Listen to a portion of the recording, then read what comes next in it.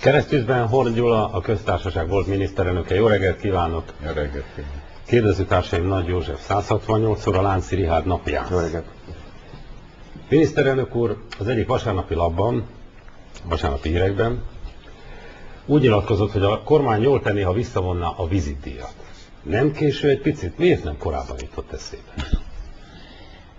De van igazság, csak hagyd mondjam el, lehetett volna néhány héttel, sőt néhány hónappal, de leginkább néhány évvel kapcsolatban.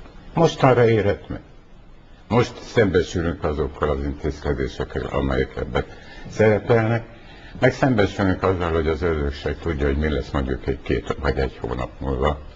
Egyik baja is a magyar egészségügy, legalábbis egy részének. És végül, de nem utolsó sorban, hát fel is kell készülni ezekre. Tehát valahol szűz talajról indult el az egész. Na de ön is megszavazta. Tessék? Az országgyűlésben ön is megszavazta az egészségügyi reformmal kapcsolatos törvényeket. És akkor utólag bármit mondani... Ez kötelességem, hogy megszavazzam, mert parlamenti képviselő vagyok. Na de nem a szavazás előtt kellett volna elmondani az ellenvéleményét és szólni arról, hogy nem kell vizitdíj, hogy át kell gondolni az egész egészségügyi reformot, hogy az kórházágybeépítési programot... Ezért meg hatalmak sok helyütt, állítom önnek. Hogy nem tudták jól kezelni a dolgokat, az ellenfelet és minden egyébet. De... Magyarországon az egészségügy végre központi kérdésé vált. Kulcskérdése. Amit se ön, se én, sem mások nem tudnak csak így összerakni, hogy elfogadni azt, amit kell ahhoz, hogy az egészségügy rendbe jöjjön. Ha valaki megnyeri az egészségügyi nagy viharokat, akkor az meggyőződésem vallom, hogy ez megnyeri az ország. A kérdésem csupán arra vonatkozott, hogyha önnek milyen előremutató javaslatai voltak, hogy a vizitdíjat nem kéne az egészségügyi reform csomag részévé tenni, hogy át kéne gondolni a kórházágybeépítés, meg az egész reformot, akkor ezt miért nem a szavazás előtt tette meg a pártján belül, és miért a szavazás után? Én nem látok semmi okot arra, hogy itt módosítsam. Miért? A kettő nem ütközik egymással. Egy törvény, én azt hiszem kb. Több száz, 400-500 törvényt írtam alá, vagy szavaztam meg parlamentben még pályafutásom során. Mondom, kötelességem nincs, hogy amiben lehet segítsem. És ráadásul nagyon sok olyan intézkedést hoztunk, mint parlamenti képviselők, amelyek előkészítették a talajt a reformhoz. Én mindig is nagyra tartottam. Na most még valami. Nekem nem azzal van problémám, hogy csinálják. Mert megpróbálják azt elébeszélni a közvéleményben, hogy mi úgymond reformellenesek vagyok, nem. Az értelmes reformellenes, és az emberek is azt várják el, hogy tudják, hogy mit, miért csinálnak. Szóval én mindig is tisztában voltam azzal, hogy ön a magyar politikában az a nagyszerű figura, aki bármely kérdéset, bárhányszor feltehet egy újságíró, és nem válaszol rá, azért én még egyszer megpróbálom a kérdésemet feltenni utoljára. Tehát a kérdésem úgy hangzott, hogy miért nem a szavazás előtt mondta el kifogásait az egészségügyi törvénnyel kapcsolatban. Hát, ha több lehetőségem lett volna, akkor visszább nyúlok, de nem volt erre lehetőségem, csak most. És a jövőben is így teszek, ha a lehetőségem nyílik, abban a pillanatban lecsapok rá, és mondok két mi atyánkot, hogy én tudtam elmondani. Úgyhogy, mert hogy megadjuk az évet és a bukéjátrónak a... Nem kérdezem nem, csak én erre mondom. Én örülök, hogy el tudtuk ezt kezdeni, és bevallom önnek. A hiúságomat is érinti, mert mindenki jó valamilyen mértékben. Büszke vagyok arra, hogy fogadták az emberek. Örülök neki. Az ön javaslatát úgy érzi, hogy... Nagyon sok, hát nem tudok úgy végigmenni, hogy ne jönnének. Én mindig is olyan ember voltam, aki állt a utca emberei közé. Nincs ebbe egy kis szkander Gyurcsány Ferenccel? Vagy Kóka Jánossal? Hát Kóka Jánossal van, azt már láttuk, mert ő azt mondta, hogy ez a, nem tudom, hogy idézem, de a régi rendszer reflexei mondjuk, és erre... Tehát... Valaki azt mondta közül most tegnap, hogy olyan vagyok, akit nem kell belet kapcsolatban, nem kell bizonyítani, hogy mennyire hű a szocialista párthoz. Éppen ezt elmondanám minden nap, akkor borzasztó gyanús lenne segít. Jó, de a szocialista pártban most... Joga. Én mindig is a párt mellett voltam, akkor is, mikor megalapítók között részt vettem, és akkor, mikor nagy balhék voltak, nagy összecsapások. Mert nálunk egyedül vagyunk az a parlamenti párt, ahol nem működik a demokratikus centralizmus. Nem működik. És én büszke vagyok erre, mert ez is vonzóvá teszi a pártot. Igen, most az a kérdés, hogy milyen legyen a szocialista párt, hogy mit csináljon. Tehát most jön egy kongresszus, tisztújítás lesz, mi lesz az alapszabállyal, a vezetőség, hogy áll össze, meg milyen pozíciók lesznek. Pontosan tudja. És nem erről van itt szó? Nem egy ilyen ez nem arról szól. Ez nem arról szól. Nézd, az egészségügy minden területen megújulásra, változtatásra szorult. Ugyanakkor azt is tudni, vagy tudni kell az embernek, most én magamnak beszélek, azt, hogy a magyar egészségügy nem volt, és nincs meggyőződésem szerint most is azt mondom, ha jól csináljuk, akkor nincs reménytelen helyzetben. A baj, a kivitelezéssel volt, és van még mindig komoly gond, de meggyőződésem szerint, amennyire találékony a magyar közéleti ember ezt is megoldja. Szóval én úgy ítélem meg, hogy még mindig jobb, ha naprendre tűzzük a problémákat, mint sem az, hogy a Mari néni találgassa azt, hogy neki mi lesz az ő nyugdíjával, mi lesz az egészségbiztosításával és egyebek. És tudja mit? Kérdezze meg az utcemberét. Hány 10 000, 100 000 foglalkoztatja őket ez a kérdés. Ön támogatja Bevallom önnek, engem is foglalkoztat, hogy mi lesz még az egészségügyben. Ön támogatja Gyurcsány Ferenc pártelnök jelöltségét? Ugye ez titkos szavazás lesz.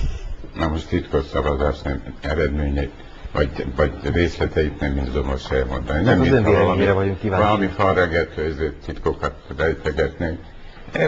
Mennek a dolgok a maga, hogyha parancsra nem. De nem azt kértük, hogy ha jól értettem Betlen kollégának a mondatát, nem azt kérte, hogy a titkosítást függesszék fel, csak az ön véleményére vagyunk kíváncsiak, hogy támogatja Gyurcsány Ferenc pártelnöki ambícióit. Én értettem a válaszból, megmondom őszintén, nem erőszakoskodnék tovább, nem akarom semmire rákényszeríteni. Én meg 3-szor átérek, mert ilyen reggelen van. Azt tudom mondani vigasztalás, hogy biztos nagyon fontos funkciót fog betölteni a kongresszus után is Gyurcsány Ferenc. Politikai anekdóta szerint, és az anekdótáknak politikai szinten általában az a tulajdonságok, hogy olyanok, mint a mondták, hogy tartalmaznak valami valóságalapot.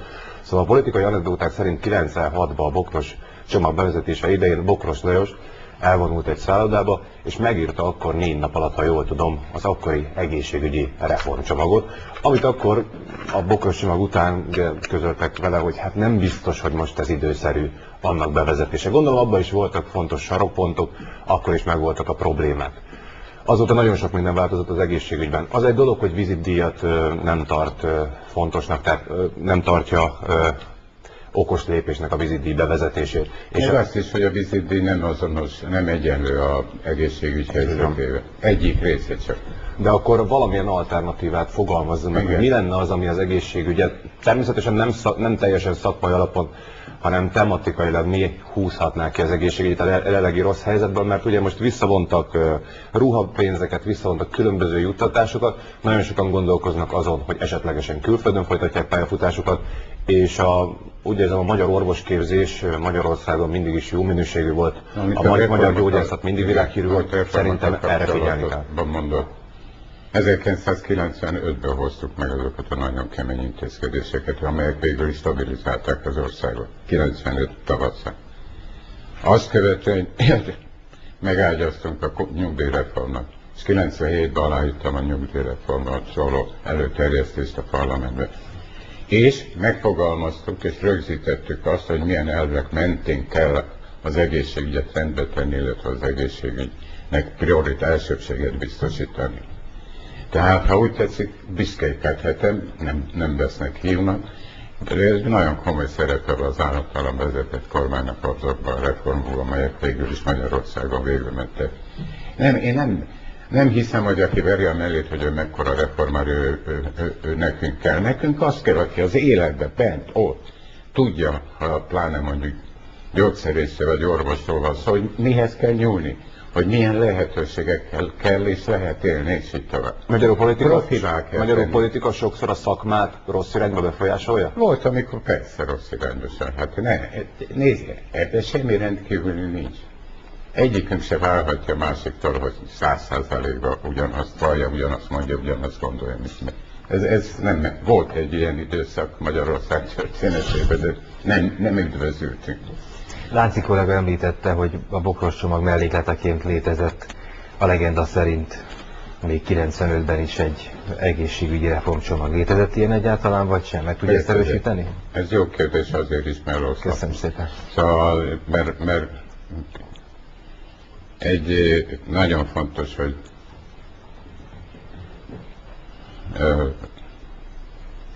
minden olyan feltételt, ami egy nagyszabású reformhoz szükséges, megteremtettük.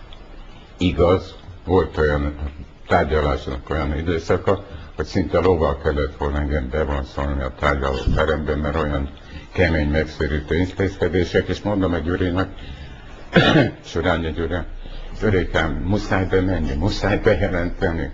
Azt mondja, nem tud semmi más csinálni, és hát nem lökött be, de ha végül is... És a Bokros is. Volt, amit a Surányi Gyuri vagy más kiváló szakértők gondoltak ki és érvényesítettek együtt a gyakorlatban, volt, amit meg mások. Hát ha meg volt, az élet ilyen. Ha meg volt kidolgozva... És még valamit, én nem szégyellem azt, amit csináltunk. Ha arra gondolok, hogy a nyugdíjrendszert példának vették, jó néhány nyugat-európai állam, a magyar nyugdíjrendszer, nem az övéket, a magyar. Az például egy sikertörténet.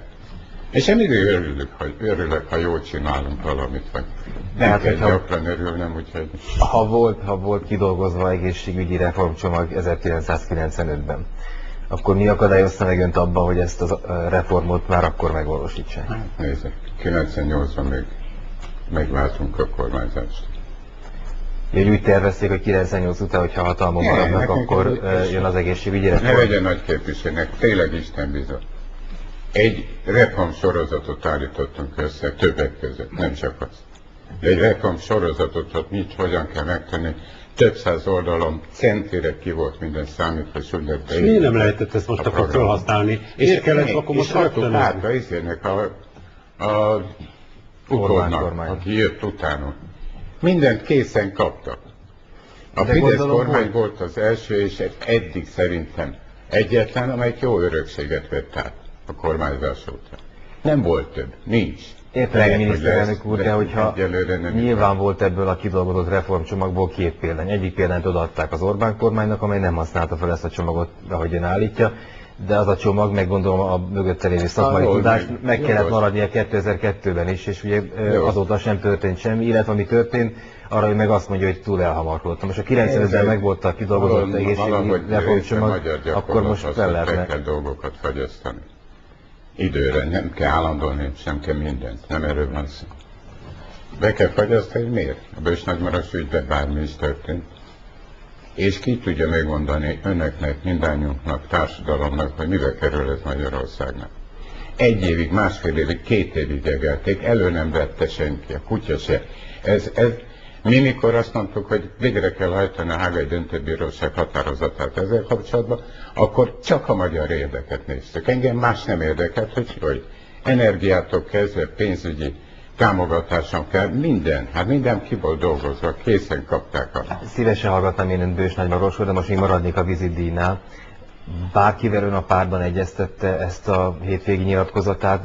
Ugye lehet hallani ilyeneket, hogy Horn Gyula csak a saját véleményét mondta, más azt mondja, a frakció véleményét mondta, és én már olyan is hallottam, hogy Gyurcsány Ferenc kérte meg önt, hogy álljon ki a nyilvánosság elé ezzel a gondolattal, és akkor az egészségügyi reform sikere érdekében beáldoznák egyrészt a minisztert, Molnár Lajos, másrészt pedig beáldoznák a vizitdíjat, ami egyébként csak egy mindössze 20 milliárd forintos tétel a költségvetésben, annak érdekében, hogy elfogadtassák a társadalommal. Azon gondolkodom, hogy hol is olvastam az egészségügy reformjáról egy nagyon jó tanulmányt, és minden meglepetésemre egy újságíró írta. Nem néztem ki belőle, tudnék. Csak ez volt az egyszer dolog. Ez olyan dolog, hogy Szakinek a véleményét mondja Horn Gyula? A lendületbe. Igen. Ebben benne van a újságírók véleménye, a politikusok véleménye. Mit mondjak még? Benne van. Hány politikusnak van hasonló véleménye? Hány politikusnak van hasonló véleménye a pártban?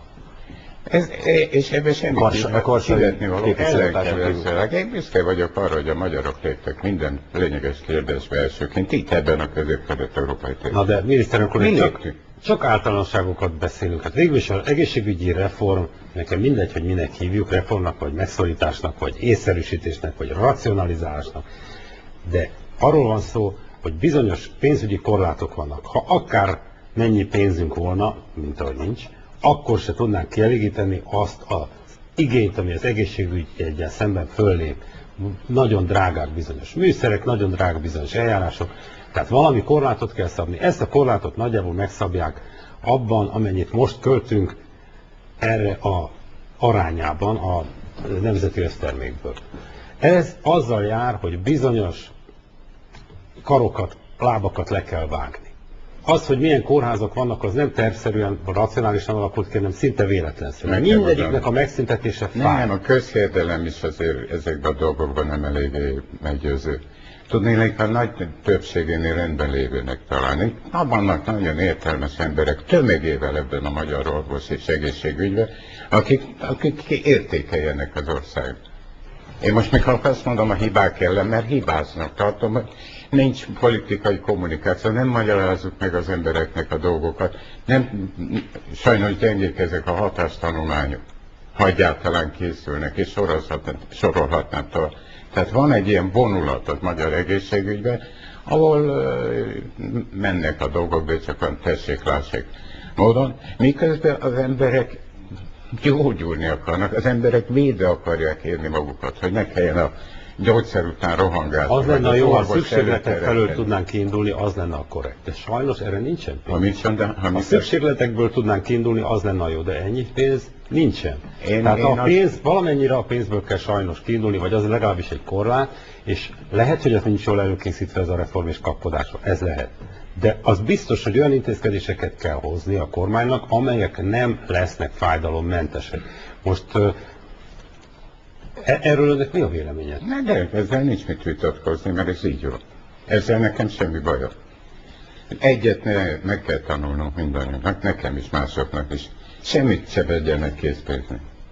Sok minden. Ez az egyik sajátosság ennek a térségnek benne Magyarországnak, hogy itt minden változik. Ez a kezdeti szakasz, nem lesz ez mindig így meggyőződésem. Bár hozzáteszek valamit, aztán megjelent abba is. Hollandiában 6 éven át faragták az egészségügyi reformtervet, mire eljutottak egy nagy, széleskörű egyetértéssel eljutottak ahhoz, amit aztán megvalósítottak. De ugyanezt elmondhatnám részben Németországról, Egyesült Államok. Nem tudnak eljutni, nem egy átfogó egészségügyi rendszerhez. Nem tudnak. Mi pedig miért röstelkedjünk azért, vagy röstelkedjek én, mert nekünk sikerül ezt megcsinálni. Bármiben lefogadom önnel itt, most, többiek előtt. Hogy ezek a területek, ha következetesen visszük végig, sikerágazatként lesz elkönyvelő Magyarországon. Ezért érdemes erről beszélni, és mondjuk meg, ami nem tetszik nekünk, amit elfogadhatatlannak tartunk, és mondják meg az emberek elsőbb. Mi a véleménye arról a dologról, ami most az Európai Uniótól jön, hogy készítettek hatástanulmányokat a 2000-es években csatlakozókról, tehát Csehország, Lengyelország, Magyarországról, és azt mondták, hogy míg a GDP növekedés a 90-es évek közepén vége felé még tökéletes mértékben lekövethető volt, az Európai Uniós csatlakozás óta a reformfolyamatok megrekedtek, és ez nem elsődlegesen a politika, az adott lengyel, cseh vagy magyar politika sara elsődlegesen, hanem úgymond az emberek elfáradtak a reformokon. Tehát amíg 16 évvel ezelőtt azt lehetett mondani, hogy ezt azért kell bevezetni, mert most új világot élünk, rendszerváltás volt, új rendszerek jönnek, ezt el kell fogadni. De 16 év után azt mondják, hogy ezek az emberek, tehát az új csatlakozó országok népessége nem igaziból vevő már a reformra, emiatt az Európai Unió reformok visszafogását, vagy néhány reformfolyamat megállását. Azért meg kell érteni az embereket. Mindig őket próbáljuk először megérteni, aztán jönnek a politikusok. Annyiszor átverték ezt a magyar lakosságot. Annyiszor rossz sínre vitték, és majd ne soroljon tovább. Messze nem itt lennénk. Szóval olyan történelmi kapaszkodást csináltunk a legutóbbi hónapokban, években, amely példátlan Magyarország történetét, de hozzá szeretném látni, vagy tenni, hogy nem csak, hogy példátlan, hanem nem is, ez megalapozott olyasmit, valamit, ami teljesen újat jelentett Magyarország egyes területeinek a működésről, a nagy területének. És én ezt azért is merem mondani, hogy sokan köszönték meg, hogy ezt fölvetettem. Sokan. Az előbbi kérdésnek, a korábbi kérdésnek a kapcsán. Őket is ezt foglalkoztatja, hogy mi lesz az ő nyugdíjával. Tud-e orvoshoz jutni? Mi lesz az a 29-30 milliárddal, kitevő izével, receptdíjat. És sorolhatnám tovább. Azt meg ők csinálják. Egyet tudjuk, azt tudjuk, hogy mindenki azt akarja, amit mi akarunk, mi együtt. Köszönöm szépen. Én is köszönöm.